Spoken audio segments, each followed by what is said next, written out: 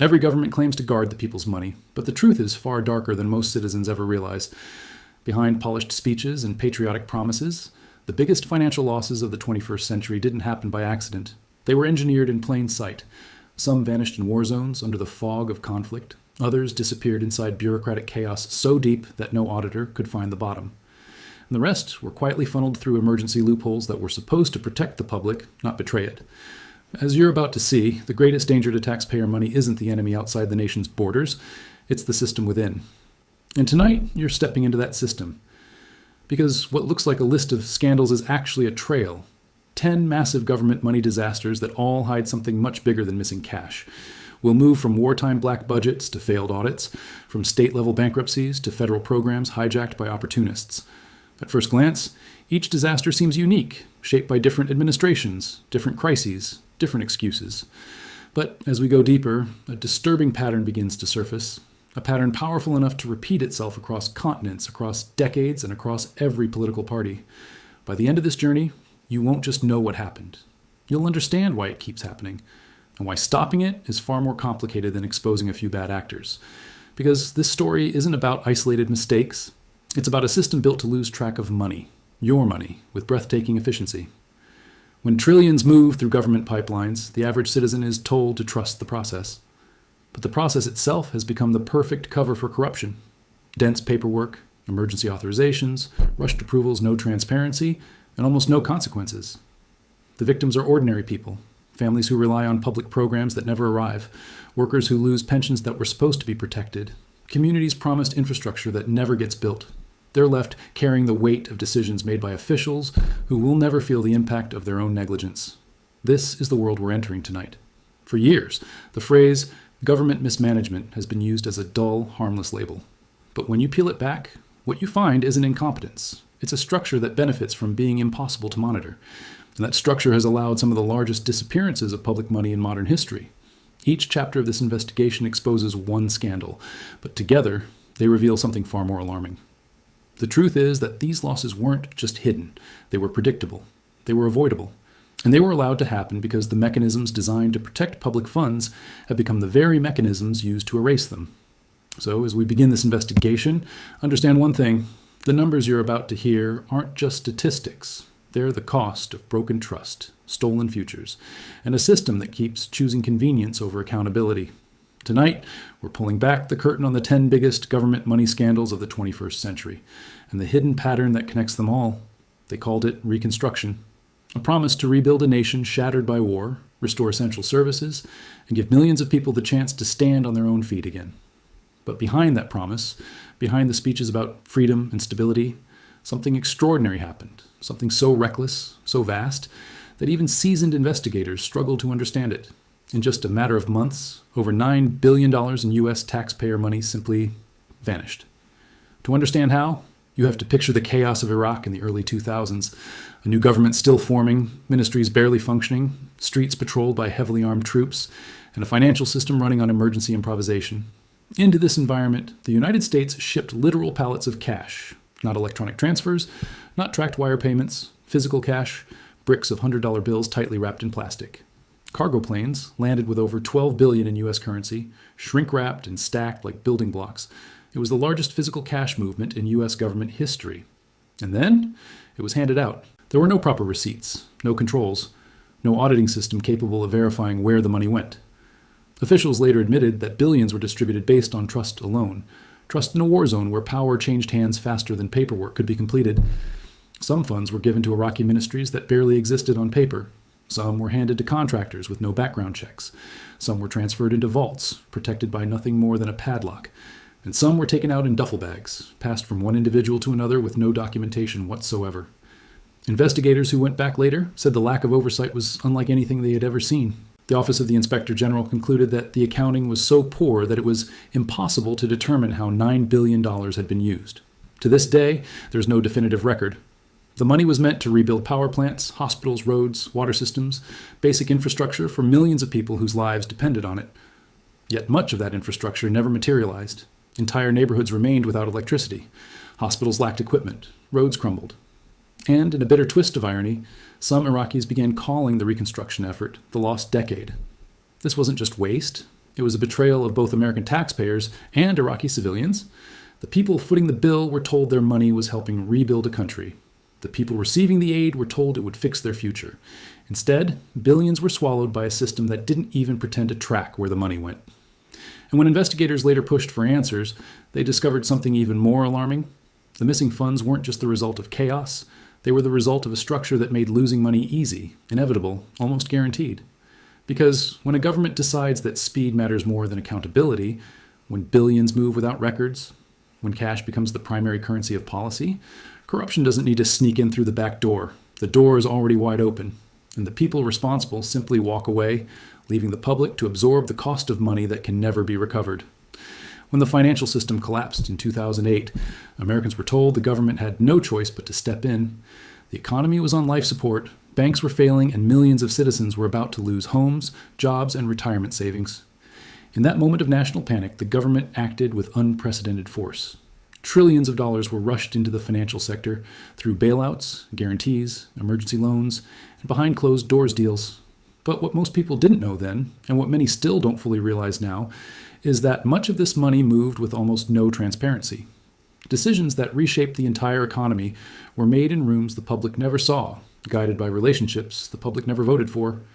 At the surface, the story sounded simple. Save the system to save the country.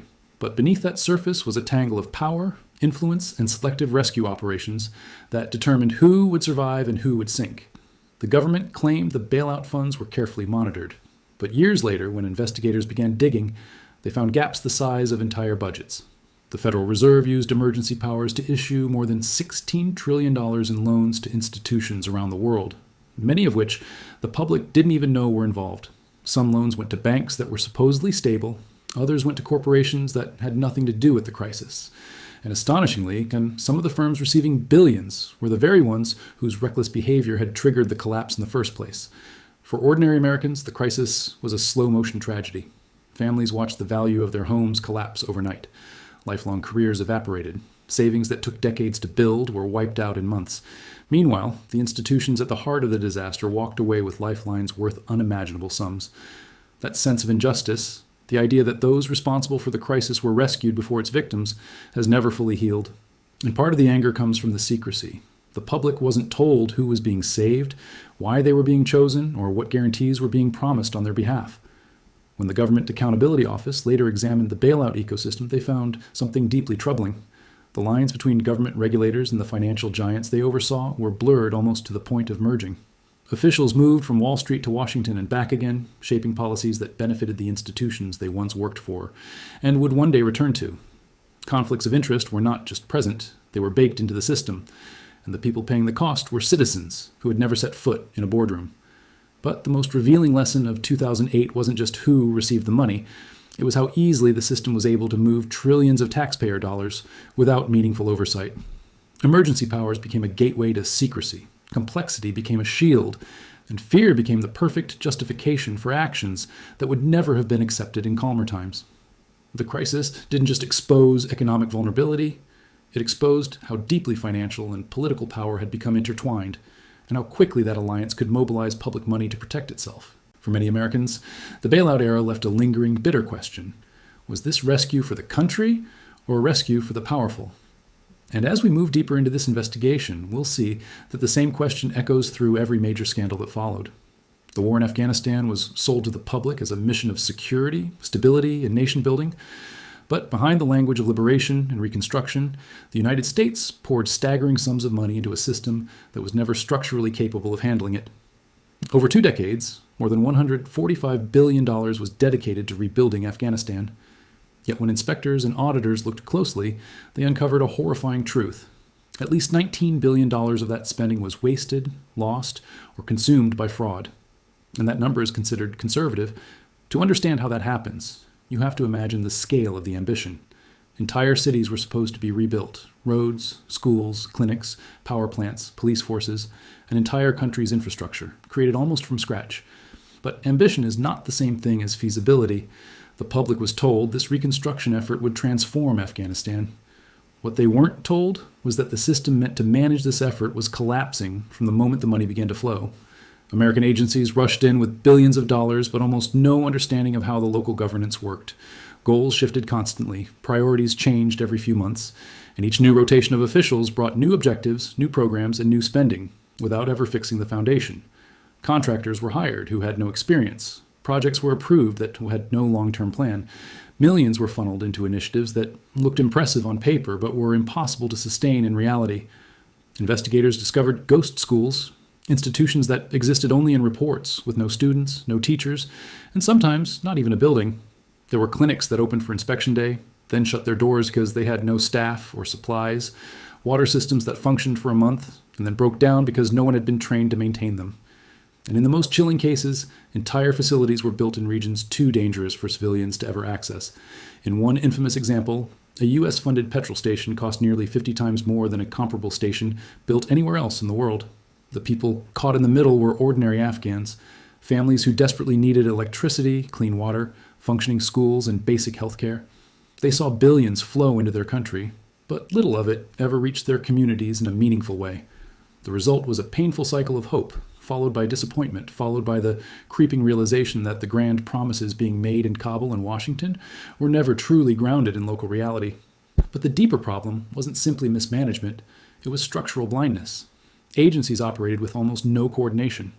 Oversight was fragmented, split among military leaders, civilian officials, contractors, and foreign partners who often had conflicting goals. And every layer added more complexity, more opportunities for waste, and more places for money to disappear unnoticed. When the Special Inspector General for Afghanistan Reconstruction finally published its audits, the findings were not subtle. They described a system so broken that failure was not a possibility. It was inevitable. This scandal didn't center on a single villain or a single theft. It revealed something far more troubling: a vast, expensive attempt to rebuild a country without ever creating the conditions necessary for success. The money didn't disappear because of one dramatic act of corruption. It disappeared because billions were thrown into a machine that had no capability, no coordination, and no accountability.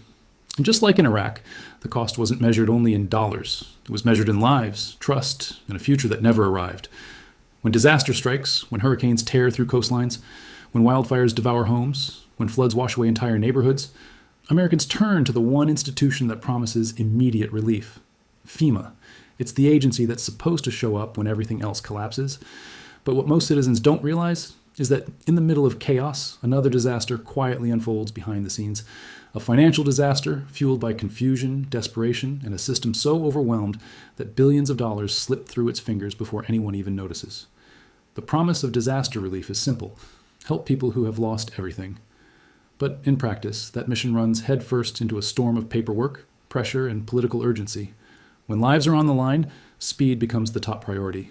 And whenever speed outruns oversight, corruption enters like water through cracked foundations. Fraudsters, opportunists, and even organized criminal networks have learned to exploit FEMA's vulnerabilities with astonishing ease. After Hurricane Katrina, investigators discovered that nearly $1 billion in relief funds went to improper or fraudulent claims. People filed for aid using fake addresses, abandoned properties, or homes they never lived in. Some used FEMA's own emergency housing programs as an ATM, cycling through hotels on government money with almost no verification. Others claimed losses for properties hundreds of miles outside the disaster zone. And that was just the beginning. When Hurricane Sandy hit, the pattern repeated. When wildfires spread across California, it repeated again. And during smaller disasters, the ones that don't dominate national headlines, the same financial hemorrhage played out quietly, unnoticed by the public. Each time, FEMA's systems struggled under pressure. In some cases, inspectors were so overwhelmed that they approved claims without ever setting foot on the property. In others, contractors hired to verify damages simply rubber-stamped paperwork for the sake of moving the process along. But the most alarming discoveries didn't come from the fraudsters. They came from inside the system itself. Multiple audits revealed FEMA's own internal controls were so fragmented that the agency often lacked basic documentation for the funds it distributed. Tens of billions in disaster programs couldn't be fully traced. At times, FEMA paid contractors for work that wasn't completed, equipment that was overpriced, or projects that were left half-finished. The chaos of disaster created the perfect shield. When everyone is focused on survival, almost no one is watching the money. And the people who suffer most aren't the scammers. They're the victims. Families whose homes were destroyed waited months for assistance because fraudulent claims clogged the system. Communities struggled to rebuild because funding delays halted critical projects. Small towns were left fighting bureaucracy, while criminals walked away with stolen relief money meant to keep real people alive, safe, and housed. What makes this scandal different from others is the emotional weight behind it. This isn't money lost during abstract policy debates or overseas operations. This is money lost when Americans are at their most vulnerable. In the aftermath of disaster, trust in government becomes a lifeline. But every dollar stolen, wasted, or mismanaged widens the distance between citizens and the institutions meant to protect them.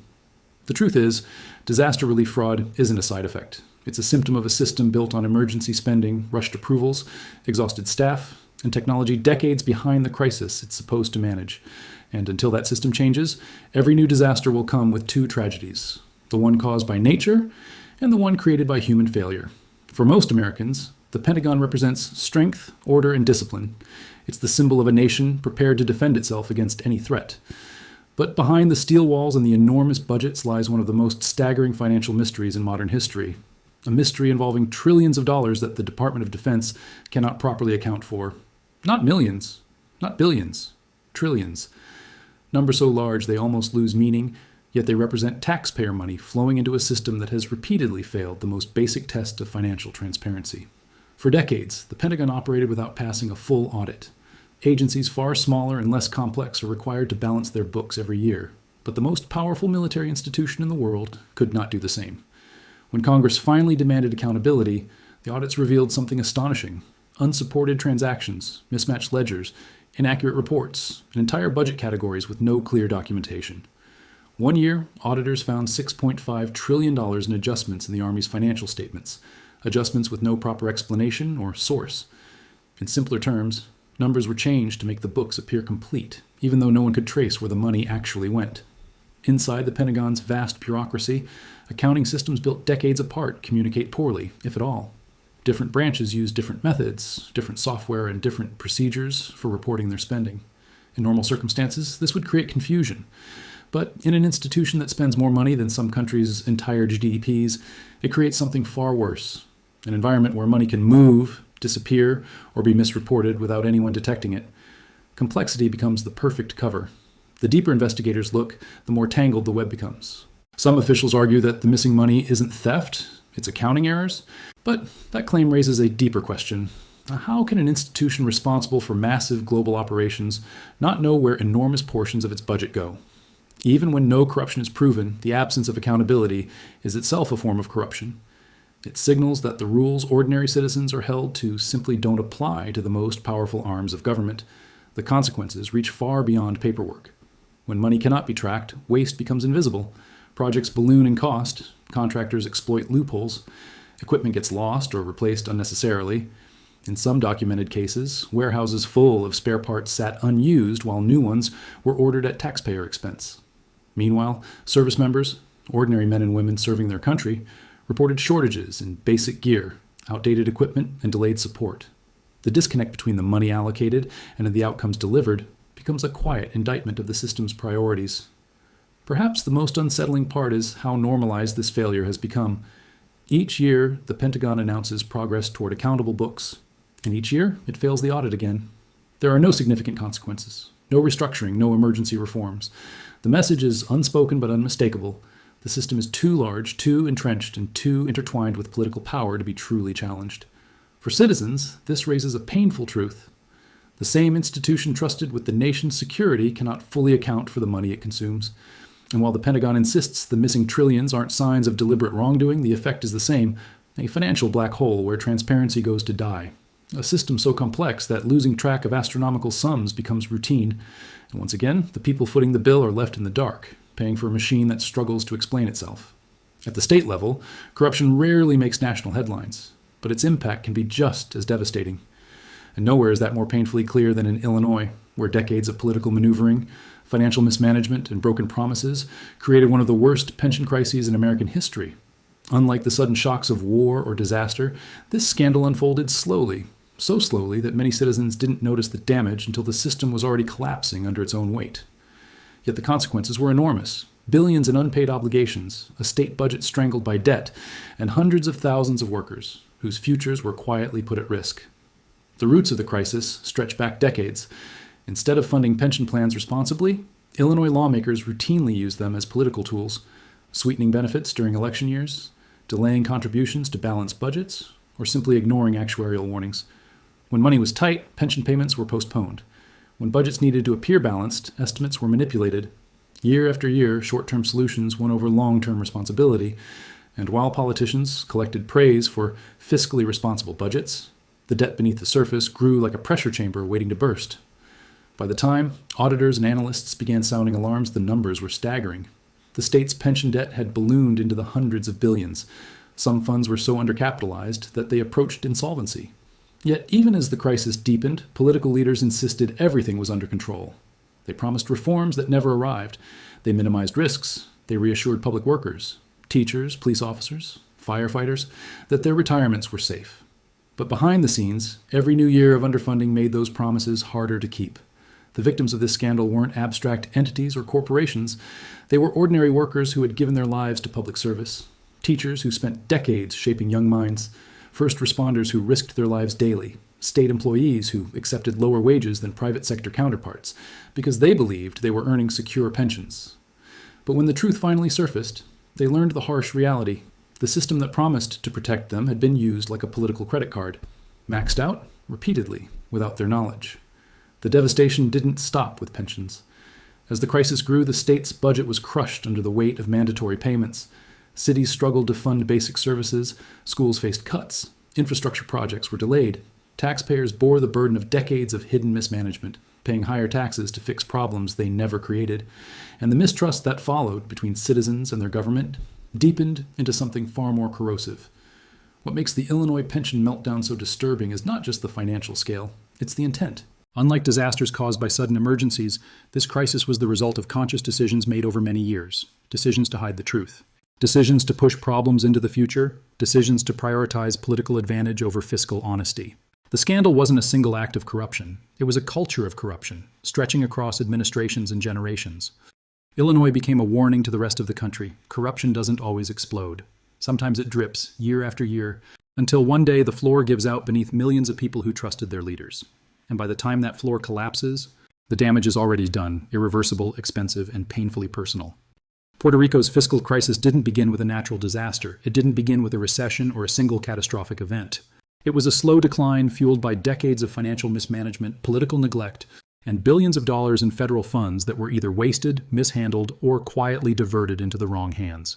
By the time the public fully understood the scale of the disaster, Puerto Rico was drowning in more than $70 billion in debt, an economic collapse so severe that the island essentially went bankrupt.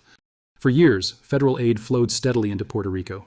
Money meant for infrastructure, education, healthcare, and public services was supposed to stabilize the island and strengthen its future. But instead, mismanagement became routine.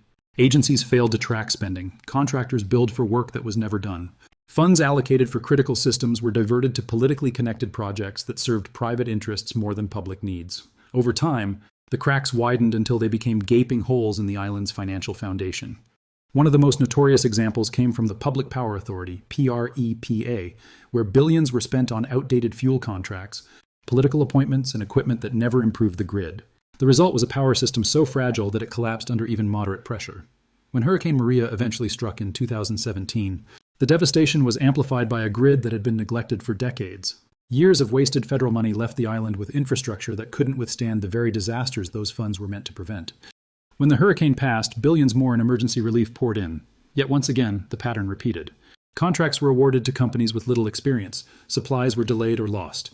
Warehouse scandals erupted when stockpiled goods were found rotting while people waited desperately for help. And federal agencies struggled to track where the aid was going or how it was being used. For many citizens, the insult was almost as painful as the storm itself, knowing that the money meant to save them was being swallowed by the same broken systems that failed them before.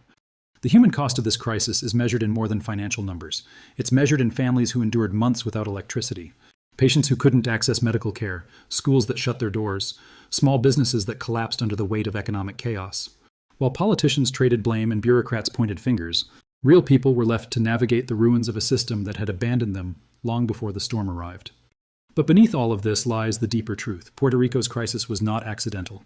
It was the predictable result of a structure with no transparency, no accountability, and no incentive to change. Federal watchdogs reported the same problems year after year: misallocated funds, poor planning, politically driven contracts, but the reforms were slow or non-existent. Corruption didn't operate as a dramatic heist. It operated as a series of small decisions, each one eroding public trust and financial stability. Puerto Rico became the portrait of what happens when government oversight collapses. When billions pour into an environment without proper controls, the money doesn't just disappear, it mutates. It feeds networks of favoritism, delays, inefficiencies, and missed opportunities. And the people who suffer are the ones with the least power to demand answers. In the end, Puerto Rico's fiscal crisis wasn't just about debt. It was about a system that allowed mismanagement to become normal and accountability to become optional. When COVID-19 hit, America faced a crisis unlike anything seen in generations. Businesses shut their doors overnight. Millions lost jobs in a matter of weeks. Families stood in food bank lines for the first time in their lives. In that moment of fear and uncertainty, the government acted quickly, faster than it had in decades, to inject relief into an economy on the brink of collapse. Trillions of dollars were rushed out through programs like the Paycheck Protection Program, unemployment expansions, and emergency business loans. But that unprecedented speed came with an unprecedented cost. In the scramble to save the economy, oversight fell apart. And what followed was the single largest wave of financial fraud in modern American history. It began with the simplest vulnerability: desperation. The government set up portals and application systems that were designed to move money fast, so fast that criminals realized they didn't even need to break in. The doors were already open. Stolen identities were used to file unemployment claims. Fake companies with no employees applied for payroll loans. People created shell businesses overnight, sometimes with nothing more. Then a Gmail account and a template business name, and walked away with millions. In some cases, fraud rings overseas filed thousands of applications at once, exploiting weak verification systems that were never meant to process such volume. Investigators later discovered scammers buying luxury cars, jewelry, and vacation homes with relief money meant to keep struggling families afloat. Organized criminal groups infiltrated state unemployment systems, draining billions before agencies even realized something was wrong. Some states approved applications so quickly that they never noticed applicants using the names of prisoners, deceased individuals, or people who had never worked a single day at the businesses they claimed to represent. In California alone, billions in unemployment benefits went to fraudulent claims, including thousands filed in the names of inmates. But perhaps the most painful part wasn't the theft itself, it was the consequences. For every dollar stolen by fraudsters, legitimate applicants waited longer. Businesses trying to keep employees paid were forced to close. Families who desperately needed unemployment benefits faced delays, freezes, or investigations triggered by the massive flood of fake claims. Innocent people found themselves locked out of their accounts because criminals had already used their identities. And the workers who staffed the relief programs, already overwhelmed, barely had time to distinguish real cases from fraudulent ones. The federal government has since acknowledged that hundreds of billions of dollars were lost to fraud, waste, or abuse during pandemic relief efforts. It is a number so large it defies imagination. But the truth behind that number is simple. The systems built to move money fast were never built to protect it. Agencies used outdated technology, inconsistent methods, and fragmented databases. Many states relied on unemployment systems that were decades old, systems so brittle that fraudsters knew exactly how to exploit them. And yet, the deeper tragedy is how predictable it was. Every oversight office warned that speed without safeguards would invite massive fraud. But political pressure, public fear, and collapsing markets created a perfect storm. The government chose urgency over accuracy. And while that urgency saved parts of the economy, it also opened the largest opportunity for theft in modern history. COVID relief fraud wasn't a single scandal. It wasn't a single thief or a single scheme. It was a nationwide failure, a moment when the system meant to protect the vulnerable became a jackpot for criminals. And long after the pandemic fades into history, taxpayers will still be paying the price for the money that vanished during the chaos. Foreign aid is one of the most powerful tools a nation can use, not only to help struggling countries, but to build alliances, shape global politics, and strengthen strategic influence. In theory, it's noble. Money flows from wealthy nations to places in crisis, offering support where it's needed most: food during famine, medicine during outbreaks, rebuilding after war, stabilizing fragile governments. But in the real world, foreign aid often takes a far darker path. Once those funds leave U.S. shores, they enter a political maze where accountability evaporates, oversight weakens, and billions become vulnerable to quiet, calculated corruption. For decades, billions in U.S. aid have been sent overseas with limited tracking. Agencies rely on local governments, NGOs, and international partners, many of which operate without the transparency or financial controls expected at home. The result is predictable. Huge portions of aid fail to reach the people it was meant to protect. Funds end up lost in administrative layers, siphoned by corrupt officials, or redirected into private accounts long before they touch the ground. And because these transactions happen far from U.S. soil, tracing them becomes almost impossible. It's a system where help becomes leverage, and leverage becomes opportunity. In some countries, aid becomes a currency of power. Local leaders distribute resources not based on need, but loyalty. Food aid goes to political supporters. Development funds are steered to regions that strengthen ruling parties. In extreme cases, leaders weaponize aid, rewarding allies and starving opponents. For corrupt governments, foreign aid becomes a financial bypass valve. Instead of spending national budgets on public welfare or infrastructure, they rely on American funds to fill the gaps, freeing their own revenue for private enrichment, military buildup, or offshore accounts. One of the most unsettling examples came from conflict zones like Afghanistan, Iraq, and parts of Africa, where investigative reports revealed billions spent on development projects that never materialized, roads built on paper but not in reality, water systems installed that never functioned, clinics constructed but never staffed, layers of contractors billed the U.S. government, each taking their cut until the final service delivered bore almost no resemblance to the original mission. And because the money passed through multiple hands, government ministries, subcontractors, NGOs, responsibility became a ghost no one could catch. But corruption doesn't always happen in the shadows. Sometimes the structure itself encourages it. Aid agencies push deadlines and quotas that reward spending, not outcomes. Local partners, desperate to maintain funding, produce polished reports that hide failures. And American oversight offices struggle to monitor thousands of projects scattered across dangerous, unstable regions. Even when corruption is uncovered, consequences seldom follow. Local officials blame complexity. Contractors blame subcontractors. Governments blame instability. And the cycle continues. For the people who depend on this aid, the impact is devastating. Families remain in poverty despite millions allocated to uplift them. Communities go without clean water while funds meant for infrastructure vanish. Children attend makeshift schools years after money was sent to build real ones. Every dollar stolen is a life left struggling, another wound in places already marked by conflict, hunger, and hardship. But hidden inside this tragedy is the uncomfortable truth. Foreign aid laundering isn't an accident. It thrives because the system is built on distance. Distance between donor and recipient, between taxpayer and project, between intention and outcome. And in that distance, corruption finds room to grow. Aid becomes leverage for governments. Leverage becomes profit for the powerful. And the world's poorest citizens become the silent victims of a system that promises salvation but delivers far less.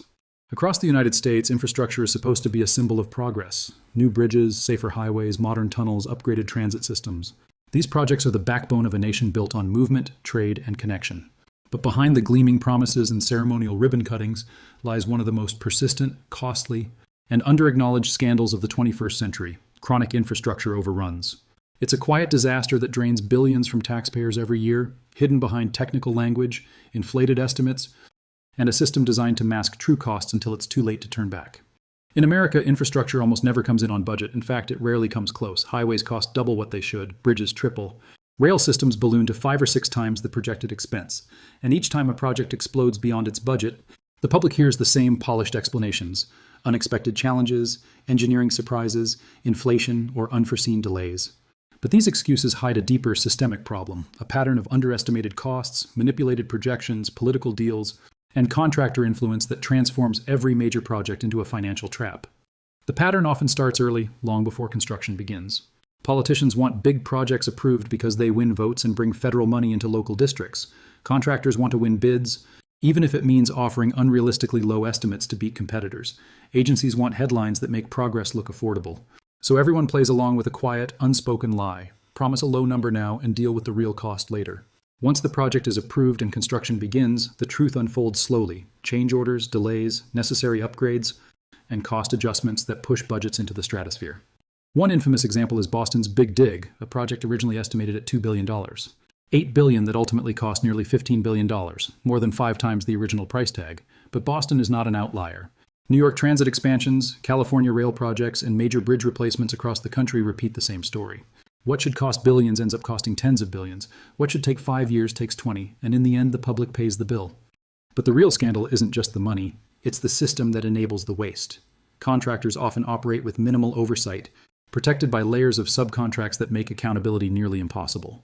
Political pressure encourages agencies to approve plans quickly rather than carefully. Consultants create optimistic projections that please officials instead of realistic ones that protect taxpayers. And when the final bill arrives, no one is personally responsible. Everyone shrugs, everyone points elsewhere, and everyone moves on to the next project. Meanwhile, communities wait. Bridges corrode while budgets balloon. Transit systems age while new projects stall. Small towns struggle to repair basic infrastructure because money has been swallowed by mega projects with endless overruns. The victims aren't politicians or corporations, they're ordinary citizens who depend on safe roads, reliable public transit, and functioning infrastructure to live their daily lives. What makes this scandal particularly infuriating is how normalized it has become. Overruns aren't considered failures, they're considered standard. A routine expectation baked into the process, accepted as inevitable. But overruns aren't inevitable. They're engineered by a system that rewards lowball estimates, tolerates waste, and shields powerful contractors from consequences. And until that system changes, infrastructure projects will continue to drain public money with almost no resistance. In the end, these overruns reveal something deeper about government finances. Sometimes corruption doesn't look like theft. Sometimes it looks like a slow, steady leak that everyone sees, but no one stops. A quiet failure disguised as progress, paid for by millions of taxpayers who never approved the final price. When you look at these scandals one by one, each seems rooted in its own circumstances: war, disaster, recession, politics, bureaucracy. But when you strip away the surface details, something far more troubling emerges. A pattern, a structure, a quiet, engineered blueprint that repeats itself across every era, every administration, and every crisis. And the moment you see it clearly, the story of government corruption stops being mysterious and becomes disturbingly predictable. The pattern begins with complexity: layers of systems, agencies, rules, exceptions, and emergency powers so dense that even trained auditors struggle to navigate them. Complexity becomes the first shield. The more complicated a system is, the easier it becomes to hide failure, waste, or manipulation. No one person sees the full picture. And when no one sees the full picture, accountability evaporates. Then comes urgency: war, disaster, collapse, crisis. Moments when the government insists it must act fast. And in those moments, oversight becomes a luxury. Rules are loosened. Safeguards are suspended.